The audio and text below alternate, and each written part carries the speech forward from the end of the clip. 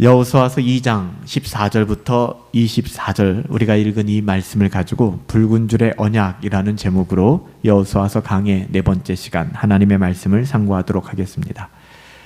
여리고에서 정탐꾼들은 기생 라합의 도움을 받아서 목숨을 건지게 되었습니다.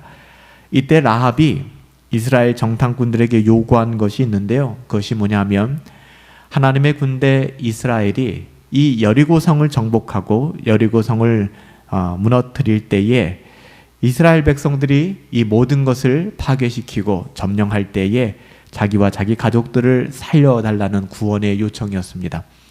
라합은 믿음을 가지고 있었던 사람이다라고 말씀드렸습니다. 믿음이 없이는 불가능한 얘기를 하고 있는 거예요. 또한 믿음이 없이는 할 수 없는 행동들을 하고 있는 것이죠. 적어도 라합만큼은 그녀가 살고 있는 여리고가 오늘날 우리가 살고 있는 그런 모습과 별반 다르지 않았을 것 같아요. 술 취하고 노래하고 태폐적이고 자기의 쾌락을 추구하고 돈을 사랑하고, 여러분 그렇지 않았겠습니까?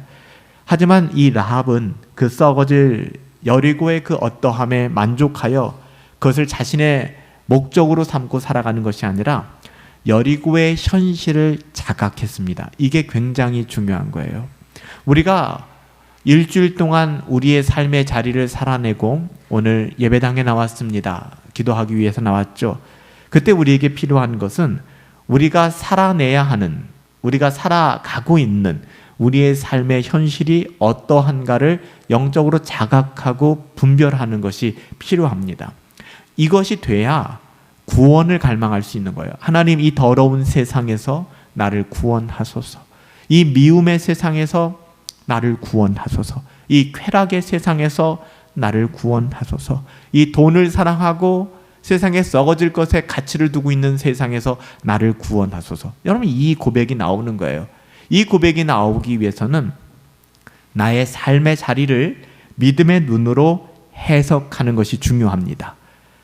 적어도 이 한 여인 라합은 여리고의 현실을 분명하게 자각하고 있었어요. 그리고 구원을 갈망하게 됩니다. 여러분, 구원을 갈망하게 될 때 중보자를 찾는 것이죠. 구원해 줄 그 사람. 아직 정탐꾼들이 오지 않을 때에도 라합 마음속에서는 이거는 아닌데, 이렇게 살아서는 안 되는데 라는 마음이 있었습니다. 하나님께서는 그녀의 마음을 아시고 마치 수가성의 여인을 위하여 예수님께서 익숙하게 가던 길이 아니라 사마리아 지역으로 들어가셨잖아요. 그 여인, 한 여인 때문에. 우리가 지난 시간에 이스라엘 백성이 정탐꾼을 보내는 것은 이거는 믿음이 없는 행동과 별반 다를 것이 없다고 말씀드렸잖아요. 그럼에도 불구하고 하나님께서는 왜 여호수아에게 정탐꾼을 보내게 했는가? 바로 이 라합을 만나게 하기 위함입니다. 두 정탐꾼 역시도 이 악한 여리고 안에서 하나님의 백성이 되기를 원하는 사람이 있었다는 것에 대하여 굉장히 놀랐을 것입니다. 아니, 이런 사람이 있다고? 꿈도 꾸지 못했을 것입니다. 여러분, 우리도 이 대목에서 많이 배워야 합니다. 우리 역시 악한 여리고 안에도 하나님의 백성이 되기를 사모하고 영혼의 구원을 갈망하는 구도자가 있었듯이 사마리아 도성에서도 수가성의 이름 모를 한 여인이 갈망함을 가지고 알지 못하는 신을 두려워하며 살아갔던 것처럼 우리 주변에도 있을 것 같지 않던 그곳에 바로 하나님이 찾으시는 한 사람이 있을 수 있다는 사실을 우리는 기억해야 될 것입니다. 그렇기 때문에 우리가 가는 모든 곳은 우연이 될 수 없는 거예요. 하나님께서 보내시는 것입니다. 결국 정탐꾼들은 창밖 절벽 밑으로 내려질 때 사용했던 붉은 줄이 구원의 증표가 되어서 라합과 그 집에 거했던 모든 사람들이 구원을 받게 됩니다. 여리고성이 무너질 때 붉은 줄이 내려진 라합의 집에 거하던 사람들은 마치 뭐가 생각납니까? 노아의 방주가 생각나죠.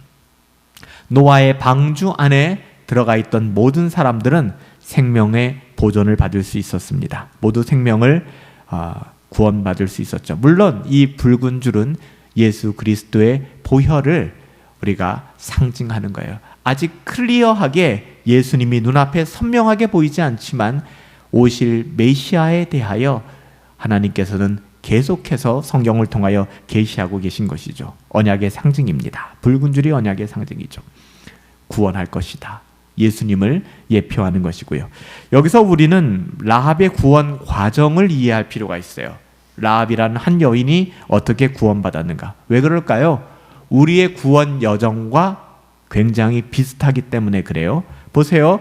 라합이 지금 정탐꾼을 만났습니다. 여리고 지금 함락당했나요? 아직 함락당하지 않았습니다. 잘 먹고 잘 살고 있습니다. 하지만 이미 미래 한 시점, 요단강 건너편에 있는 이스라엘 백성들이 요단강을 건너고 여리고는 무너지고 심판받게 될 것입니다. 아직 심판의 때는 오지 않았어요. 그렇기 때문에 심판의 때가 오지 않았기 때문에 구원이라는 것도 어떻게 보면 적용될 수가 없는 것이죠. 어떻게 보면 그냥 똑같은 모습으로 라합은 여리고에 살아가고 있습니다. 하지만 중요한 것은 무엇이냐? 아직 심판이 오지는 않았지만 그 심판의 때에 구원받을 것을 정탐꾼들로부터 보증받았다는 것입니다. 언약의 표징을 받았다는 것이죠. 라합은 구원을 약속받았고 이것은 마치 우리가 지난 주일날 살펴보았던 것처럼 우리가 의롭게 되는 것이 어떤 의미가 있다고 했죠? 법적인 의미, 법정적 칭의라고 얘기했죠. 마찬가지로 라합이 두 명의 정탐꾼들에 의해서 너의 목숨은 보존될 것이다. 언약의 붉은 줄을 내려서 그들의 생명이 구원받을 것을 보증받았다는 거예요. 그렇기 때문에 라합은 계속해서 여리고에서 살아갑니다. 하지만 그의 삶은 완전히 바뀌었어요. 구원을 보증받은 삶입니다. 이게 바로 신자의 삶이에요. 라합은 구원을 보증받았지만 실제로 구원받은 것은 어느 정도 시간이 지난 미래의 시점에 이스라엘 백성들이 여리고를 무너뜨리고 함락시키고 정복시킬 때 그 집에 붉은 줄을 보고 라합의 가정은 구원받았죠. 여러분 마찬가지예요. 우리가 지난 주일날 구원의 확신에 대해서 살펴보면서도 말씀드렸잖아요. 우리가 지금은 예수 그리스도의 보혈을 믿는 그 믿음으로 구원을 받았죠. 근데 이게 잘 안 믿겨질 때가 있어요. 왜냐하면 우리도 이 세상을 살아가고 믿지 않는 사람들도 이 세상을 버젓이 살아가거든요. 그럼에도 불구하고 우리의 구원은 죽어봐야 아는 것이 아니라 마치 이 라합의 집에 내려준 붉은 줄처럼, 이 언약의 줄처럼 우리도 예수 그리스도의 언약의 표징으로 말미암아 구속 곧 죄사함이 칭의로 확인된 거예요. 그래서 라합은 여러분 여리고에서 어떻게 살아갔을까요? 똑같이 술집을 하고 똑같이 어떻게 보면 매춘업을 하면서 자기의 직업에 빠져 그 여리고의 가치를 추구하며 살아갔을까요? 절대 그럴 수 없겠죠. 이 성은 곧 심판당할 거야. 그리고 마지막 그때에 나는 구원받을 거야. 여러분 라합의 삶은 변화되었을 것입니다. 여리고 사람들과 어울려 살아갈 수 없었을 것입니다. 이것이 여러분들 지금 우리가 살아가는 삶의 현장과 똑같기 때문에 우리는 라합의 구원 사건을 바라보며 우리의 구원도 다시 한번 돌아볼 필요가 있는 거예요. 우리는 우리 주 예수 그리스도의 십자가의 보혈로 하나님의 심판대 앞에서 의롭다고 인정을 받았습니다. 라합이 붉은 줄을 내려서 구원의 보증을 받았다 똑같아요. 라합도 붉은 줄로 상징되어지는 예수 그리스도로 말미암는 구원을 받은 것입니다. 우리 또한 마찬가지죠. 그 외에도 라합은 여전히 그럼에도 불구하고 두 명의 정탐꾼이 떠나간 다음에는 여리고에서 살아가야만 했듯이 우리 역시 주님 이 땅 가운데 오셨다 부활 승천하신 이후에 이 땅에 남겨져 고단한 인생을 살아가야 합니다. 하지만 주님이 말씀하셨죠. 내가 너희를 고아처럼 방치하지 않을 거야. 그리고 분명한 구원의 확신, 붉은 동아줄, 구원의 증표 주 예수 그리스도의 십자가를 우리에게 주신 것이죠. 라합은 여리고에서 자신의 모든 것을 걸고 살지 않았을 것입니다. 부자 되려고 하지 않았을 거예요. 좀 더 모으려고 하지 않았을 것입니다. 자기의 쾌락을 추구하며 살지 않았을 것입니다. 여러분 우리 역시 이 세상을 살아갈 때 눈에 보여 썩어질 그 어떠한 만을 바라보며 살아갈 수 없는 것입니다. 그럼에도 불구하고 우리는 하나님 앞에서 의롭다고 인정을 받은 하나님의 자녀들인 우리는 과연 어떻게 살아가고 있는가? 라합처럼 그날을 사모하며 구원의 기쁨과 즐거움. 그래서 오늘 우리가 찬양한 이 찬양, 다윗의 시편 고백이잖아요. 그 구원의 기쁨을 내게 회복시켜 주세요. 그 구원의 기쁨과 감격 가운데 오늘을 감사함으로 살아갈 수 있는 능력이 있는가 다시 한번 돌아보실 필요가 있어요. 하나님께서는 2명의 정탐꾼, 특별히 이스라엘에 보낸 이유가 뭐였어요? 믿음을 가진 한 사람이 여리고에 있었기 때문입니다. 라합을 구원하시기 위함이었어요. 한 영혼을 위한 하나님의 마음을 읽으실 수 있어야 됩니다. 여러분, 이런 일들은 절대 우연이 아닙니다. 우리의 삶의 여정 또한 다르지 않다고 했어요. 우연 이런 거 없습니다. 그 어떤 삶의 형편에서든지 하나님께서는 하나님의 뜻을 우리들에게 보여주세요. 성경을 통해 하나님께서는 우리에게 말씀해 주시죠. 우리의 삶의 모든 자리를 해석하게 하시는 거예요. 가끔은 하나님의 뜻을 이루기 위하여 누군가를 만나기도 합니다.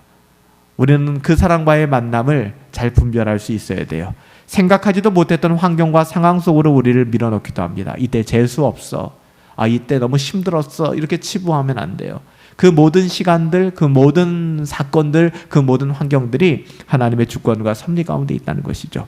우연이라는 것은 없어요. 어쩌다 보니 재수 좋게, 재수 나쁘게, 이건 우리들이 사용할 언어가 아닙니다. 이 사건으로 말미암아 두 정탐꾼은 라합에게 한 가지의 약속을 받고 그녀와 그녀의 가족들을 구원하게 됩니다. 그 약속은 여리고의 삶이 아닌 하나님의 나라를 위한 삶을 살아가는 것이죠.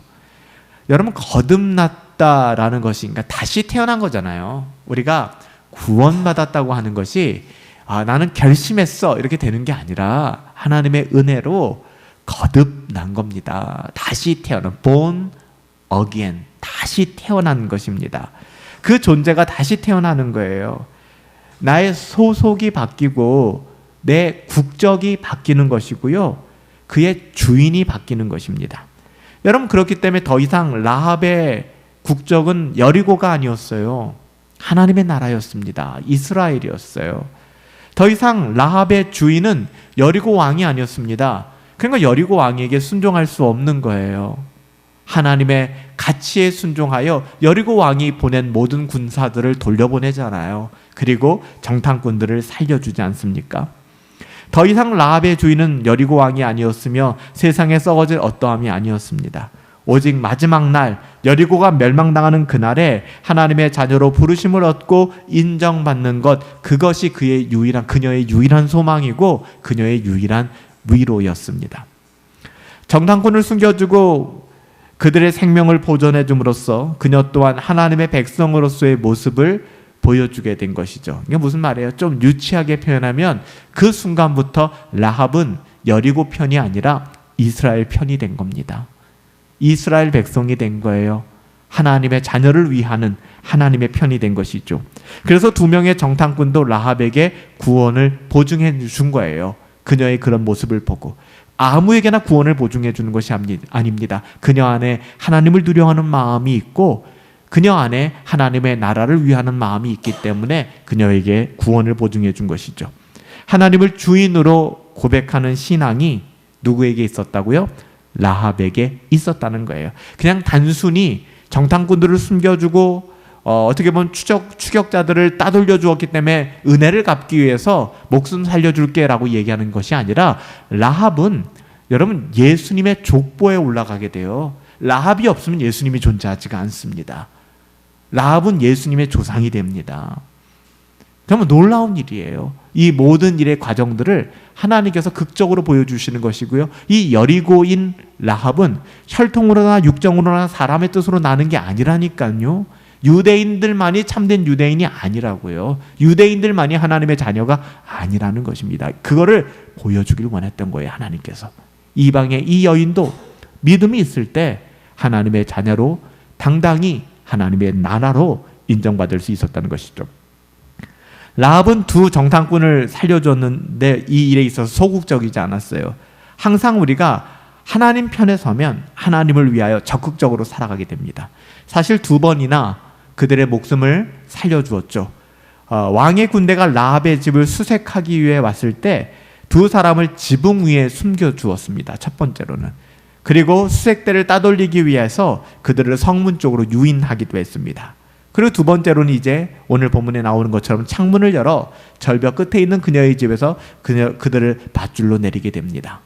그리고 산에 숨었다가 3일을 숨었다가 나중에 돌아가라 이렇게 코치까지 해주게 되죠. 여러분, 이 모든 일들도 사람의 어떤 지식, 지혜가 아니에요. 그래서 우리가 어떤 일을 할 때 중요한 것은 정말 경건을 추구하며 기도를 많이 하셔야 합니다. 정말 기도를 많이 하고 결정하셔야 돼요. 여러분, 이 모든 과정의 배후에 누가 있었어요? 하나님이 있었어요. 여러분, 여리고가 만만해 보이세요?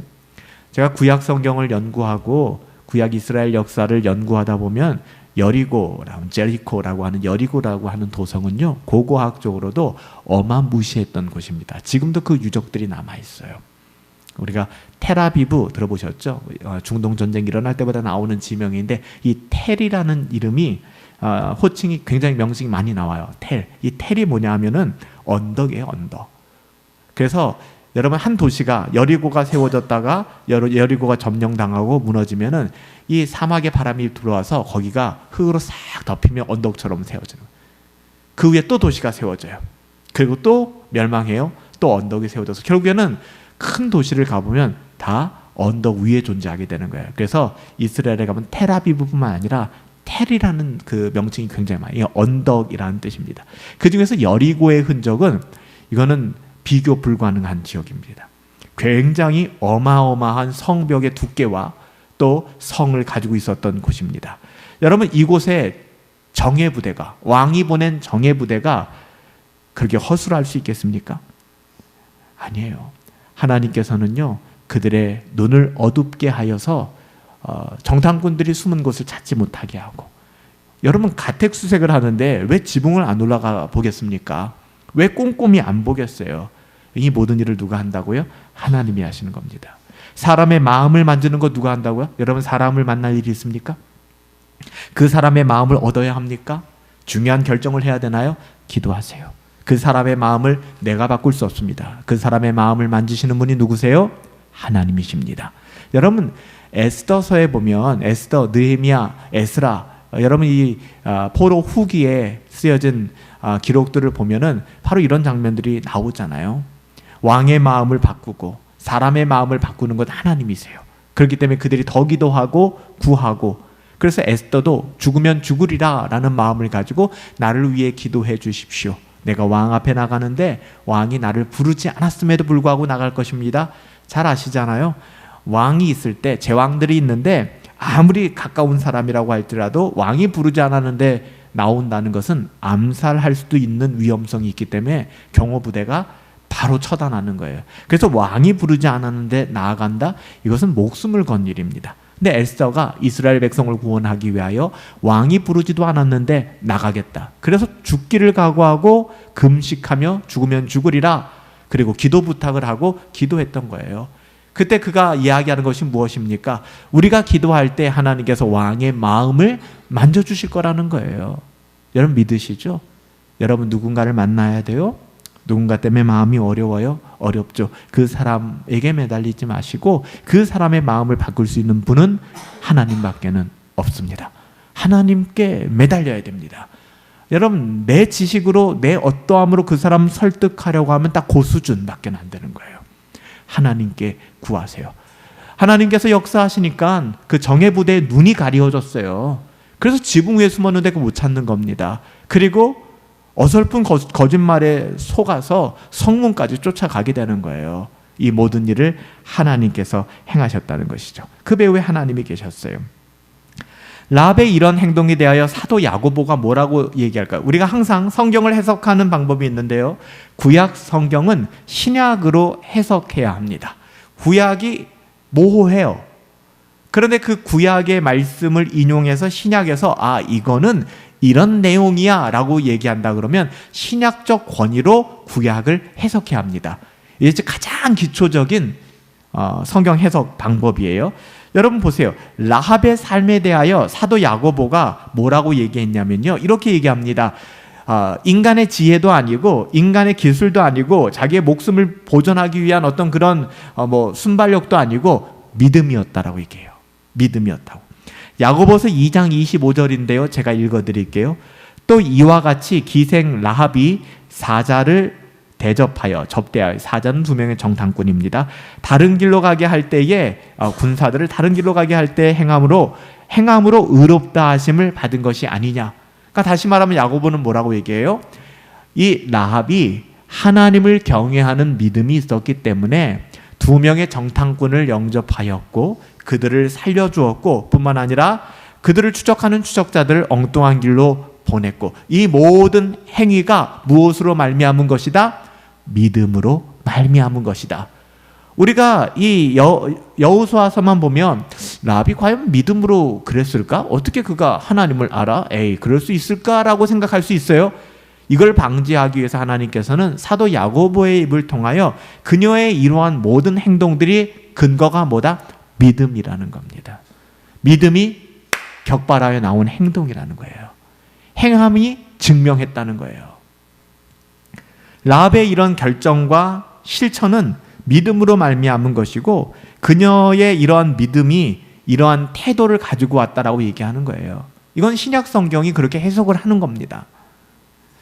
이건 라합이 행위로 구원을 받았다는 게 아닙니다. 그러니까 무슨 얘기냐? 라합이 2명의 정탐꾼을 살려줬으니까 은혜에 보은받은 것이다.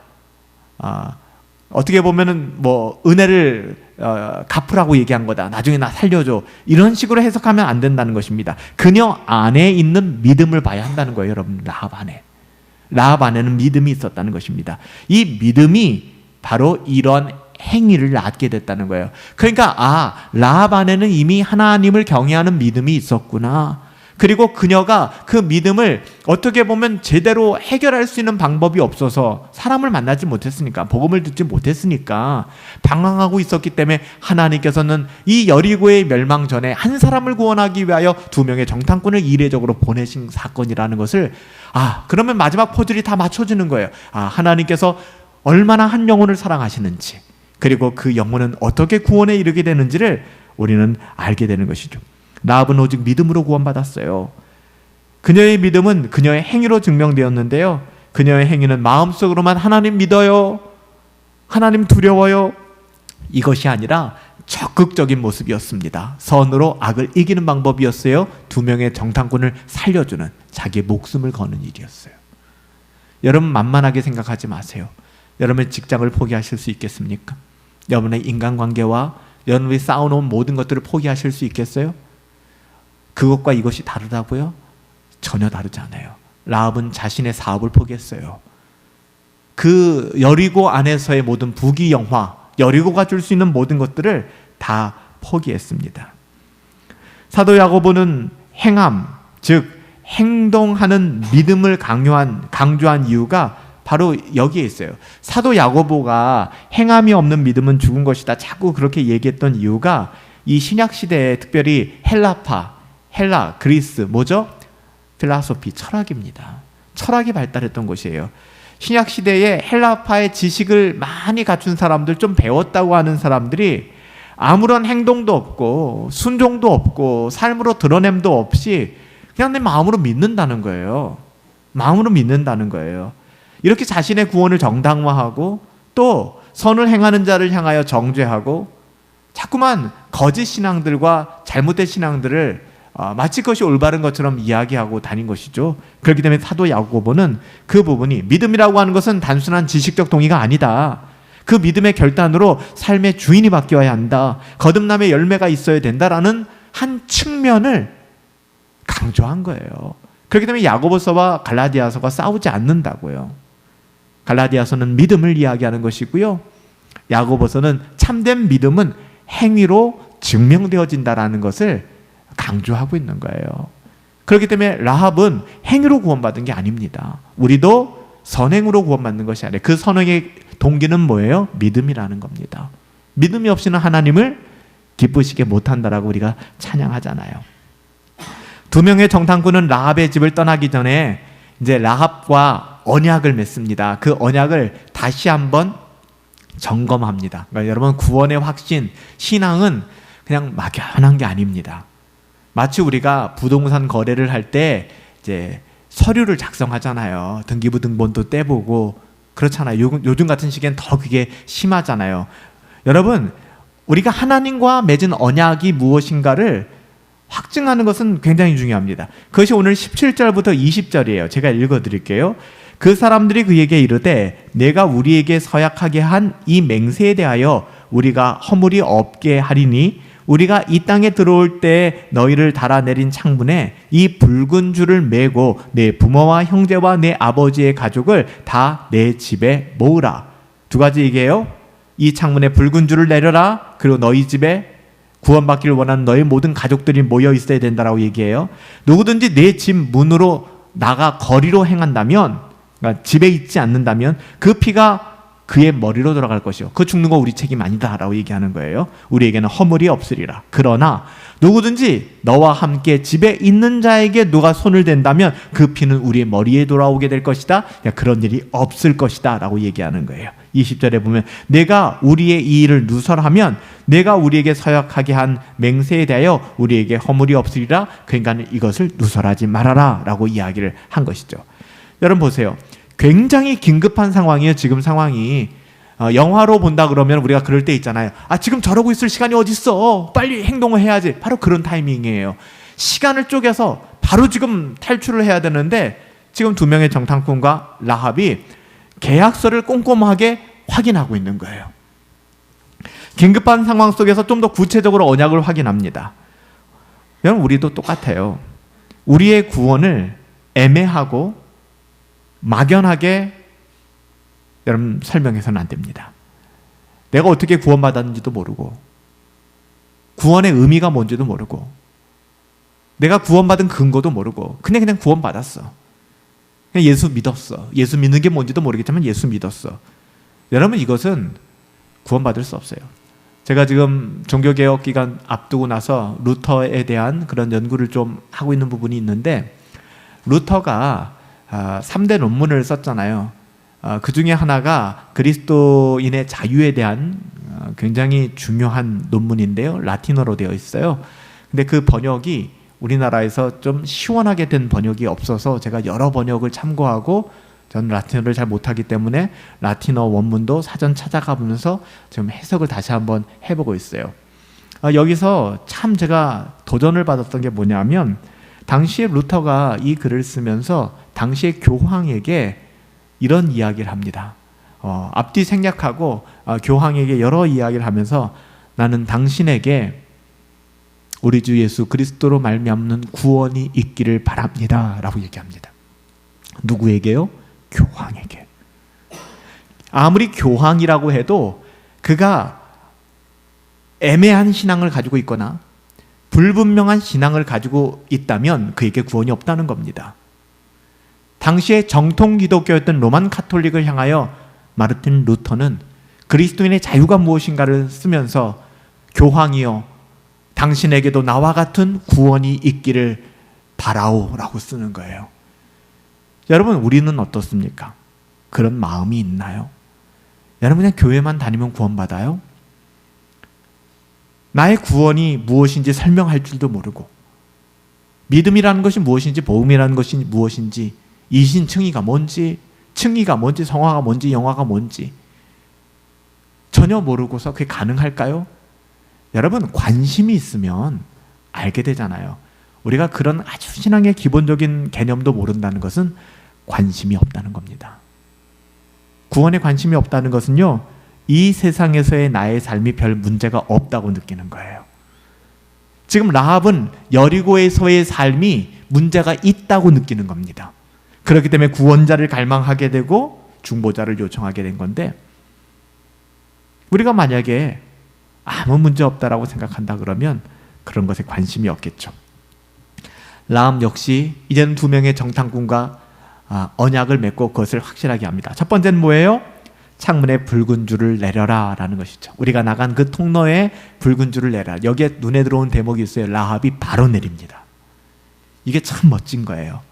우리는 이렇게 얘기합니다. 나중에 좀 내가 여력이 되면 믿겠습니다. 나중은 없습니다. 라합은요 두 명의 정탐꾼이 내려간 바로 그 다음에 붉은 줄을 내려버려요. 여러분 신앙은 이런 것입니다. 그리고 왜 붉은 줄을 내려고 했을까? 물론 이것은 예수 그리스도의 보혈을 의미하지만 이 두 명의 정탐꾼의 첫 번째 마음은 그랬을 거예요. 눈에 잘 띄었으면 좋겠다. 그 집이 구원받아야 하니까 눈에 잘 띄었으면 좋겠다. 그래서 붉은 줄로 가는 그때 그 마음을 하나님께서는 예비하신 것이죠. 여러분, 이 붉은 줄의 의미는 마치 이스라엘 백성이 출애굽하는 사건과 굉장히 비슷합니다. 이스라엘 백성이 출애굽할 때 나일강이 피로 변하고 개구리가 창궐하고 이가 차고 넘치고 마지막에는 10번째 장자의 죽음, 모든 초태생, 동물들과 사람들 처음 난 모든 초태생들이 다 죽었단 말이에요. 아시죠? 이집트에 아주 전무후무한 역사가 일어났단 말입니다. 이때 우리가 유월절이라고 얘기하는 게 패스오버 데이잖아요. 패스오버 데이. 유월절은 6월에 있는 게 아니라 패스오버 데이. 이건 뭐예요? 죽음의 사자가 뛰어넘은 거예요. 스킵한 거예요. 패스오버. 근데 어떤 집만 패스오버 했죠? 유월절 어린 양의 피를 문설주의 임방에 바른 집만입니다. 여리고가 멸망당할 때 어떤 집만 죽음을 모면했어요? 붉은 줄이 내리운 라합의 집에만. 그 의미가 여기에 담겨져 있는 것이죠. 세 번째가 참 중요한데요. 두 명의 정탐꾼은 라합의 식구들이 여리고 사람들과 구별된 생활을 할 것을 요구했습니다. 그게 뭐예요? 돌아다니지 말고 라합의 집에 머물라는 것이었습니다. 삶의 패턴을 바꾸어 놨어요. 즉 정확한 시간과 때는 모르지만 라합의 집에 모여 있어야 해를 얘기한 것입니다. 그러니까 라합의 집은 어떤 집이었어요? 여러분, 기생이라고 얘기합니다. 성경학자들의 해석이 굉장히 다양해요. 그냥 일반 숙박업을 하거나 그냥 뭐 찻집 같은 카페 같은 것을 했을 것이다 라고 얘기하기도 하고요. 아니면 더 나가서는 매춘업을 했을 것이다 라고 얘기하는 사람들도 있어요. 여하튼 그녀는 사업을 하던 사람입니다. 근데 그 집에 가족들을 다 모아놔야 돼요. 어떻게 사업을 합니까? 불가능해지는 거예요. 또한 그녀의 가족들 역시 이게 쉽지 않은 것이었습니다. 불편함을 감수할 수밖에 없죠. 생활에 제약이 따르니까. 이때 라합의 말을 듣고 라합의 말을 믿고 순종했던 가족들은 구원을 받았습니다. 하지만 라합의 말을 인정하지 않고 아무리 라합의 가족이라고 할지라도 라합 집 안에 거하지 않고 내가 내일부터 있을게. 오늘은 돌아다니고 혹시나 여리고가 무너지는 그날에 그렇게 반응했던 사람도 있을지 모르겠어요. 그런 모든 사람들의 죽음은 두 정탐꾼들의 머리에 돌려지지 않는다라고 분명하게 이야기했죠. 그래서 2장 21절에 보면 라합이 이르되 너희의 말대로 할 것이라. 내가 너희의 말대로 지킬 것이라 하고 그들을 보내어 가게 하고 붉은 줄을 창문에 내리고 뒤에 기록되어 있지 않지만 가족들을 급히 모았을 것입니다. 그리고 이야기했겠죠. 여러분 이것을 판타지라고 생각하지 마세요. 가족들도 우리랑 똑같은 사람들이었을 것입니다. 라합의 말을 믿은 사람도 있고 믿지 않은 사람도 있을 거예요. 믿지 않은 사람이 더 많았을 것 같아요. 믿지 않은 사람들. 여러분, 라합은 법정적 칭의를 얻은 그 순간, 붉은 줄을 매는 그 순간부터 하나님의 자녀로서 즉각 순종하며 살아갑니다. 구원의 보증을 받았다는 생각에 그날이 언제일지 모르니까 일단은 장도 보고 놀러 다니고 여리고 언제 망할지 이제 곧 망할 것 같은데 두 명의 정탐꾼 떠나자마자 좀 요단강도 건너가야 되고 뭐 시간도 있으니까 뭐 적어도 한 3일 길은 가겠지. 그러면 그동안 3일 동안은 적어도 여리고가 망하진 않을 테니까 3일은 여리고 즐기자. 이런 게 하나도 안 나와요. 그냥 그 즉시 붉은 줄을 내리고 가족들을 모으고 그 안에서 구별된 삶, 거룩한 삶을 애쓰기 시작합니다. 두 명의 정탐꾼이 이제는 돌아옵니다. 무사히 돌아와 눈의 아들 여호수아에게 보고하죠. 그 핵심은 무엇입니까? 여리고 성 안에 놀랍다. 하나님을 경외하는 자가 있더라. 그들 때문에 우리가 목숨을 보존하였다. 그리고 뭐라고 얘기합니까? 여리고 사람들은 이미 하나님을 두려워하는 사람들이다. 그리고 그 마음이 낙담하여 다 녹아버렸다. 23절 24절이죠. 그 두 사람이 돌이켜 산에서 내려와 강을 건너 요단강을 건너 눈의 아들 여호수아에게 나아가 그들이 겪은 모든 일을 고하고 또 여호수아에게 이르되 진실로 여호와께서 그 온 땅을 우리 손에 주셨으므로 그 땅의 모든 주민이 우리 앞에서 간담이 녹았나이다. 두 정탐꾼은 여호수아에게 승리의 결과를 확신하며 보고합니다. 물론 그들에게는 아직 요단강이 있어요. 우리가 다음 주에 살펴보겠지만 지금 문제 해결된 거 하나도 없습니다. 그렇지만 이들은 이미 하나님의 승리를 보장받은 것이죠. 하나님께서 그 일을 행하실 것이고 하나님의 자녀들에게 싸워 이김의 승리가 보장되어 있기 때문에 여러분 우리의 삶도 마찬가지예요. 한번 살다 가는 인생 너무 주눅들지도 마시고 여러분 즐기세요. 하나님의 자녀로서 두려워하지 마시고 세상 사람처럼 즐기지 마시고 하나님의 자녀로서 누리시란 말이에요. 그들이 가진 담대함은 하나님께서 우리와 함께 하신다면 반드시 이긴다라는 확신이었어요. 여러분 여리고 사람들이 이스라엘 백성을 두려워한 게 아니거든요. 여리고 사람들은 이스라엘과 함께 하시는 하나님을 두려워한 것입니다. 가장 중요한 것은 하나님 편에 서는 겁니다. 하나님 안에 머무는 것입니다. 하나님을 의지하고 바라보시는 것입니다. 하나님이 우리 편이 되어 주시면 그 어떤 적도 그 마음은 녹아버릴 것입니다. 반대로 우리가 하나님 편에 서지 않으면 제가 단언컨대 여러분들의 마음이 녹아버릴 것입니다. 그래서 여러분들이 두려워하게 될 겁니다. 여러분 너무나도 간단한 거예요. 여러분이 하나님 편에 서면 그들의 마음이 녹아버려요. 하지만 여러분들이 하나님 편에 서지 않으면 여러분의 마음이 녹는 거예요. 해결될 수 없다 생각하는 것입니다. 해결된다고요. 여러분이 하나님 안에 거할 때. 하나님께서는 오늘 우리에게 여리고의 라합처럼 애매한 붉은 줄의 언약이 아닌 2000년 전 선명한 예수 그리스도의 피 흘리심으로 우리에게 승리의 언약을 성취해 주셨잖아요. 우리는 지금 라합처럼 붉은 줄 믿고 따라가는 게 아니지 않습니까? 애매한 게 없잖아요. 2000년 전에 우리를 위해서 죽으시고 마귀의 권세를 깨어버리신 예수님이 우리의 주 되시잖아요. 라합처럼 아직 여리고가 무너지지 않았지만 믿음으로 구별된 삶을 살아갔던 것처럼 우리 역시 아직 썩어질 이 세상에 살아가죠. 이 세상은 여전합니다. 하지만 믿음으로 하나님 나라를 소망하며 하나님의 자녀답게 감사함으로 우리 인생의 여정 한 걸음 한 걸음 또 오늘 내일 걸어갈 수 있게 되기를 예수님의 이름으로 축복합니다.